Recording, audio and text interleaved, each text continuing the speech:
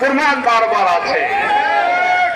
আমরা বর্তমান গভর্নমেন্টকে বলি, অবিলম্বে জুলাই সনদের আইনি ভিত্তি আপনাদেরকেই করতে হবে এবং আগামী ফেব্রুয়ারির নির্বাচন এই জুলাই সনদের ভিত্তিতেই হতে হবে। কিভাবে করবেন সেটা আপনারা লক্ষ্য করেছেন।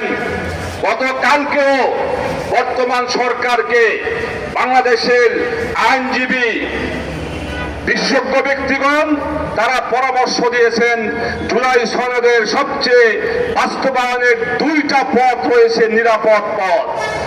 এক নম্বর হলো রাষ্ট্রপতির সাংবিধানিক আদেশের মাধ্যমে জুলাই সনদ বাস্তবায়ন করতে হবে।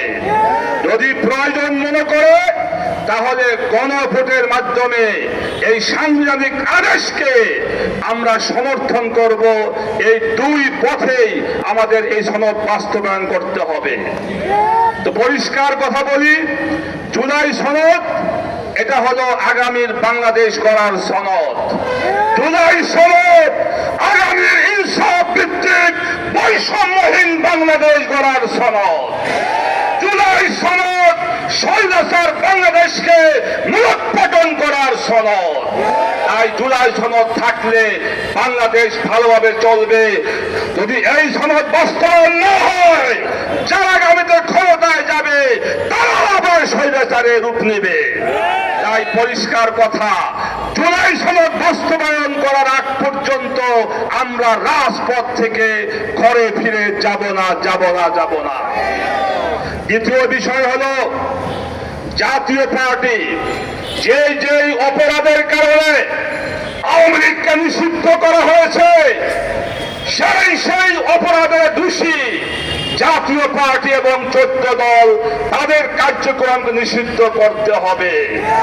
আমার আশ্চর্য লাগে, এখনো সাংবাদিকদেরকে ডেকে জাতীয় পার্টির চেয়ারম্যান জিএম কাদের এখনো সেই পতিত স্বৈরাচারের পক্ষে কথা বলে, এখনো সে ভারতের পক্ষে কথা বলে। এই দুঃসাহস সে কোথা থেকে পায়?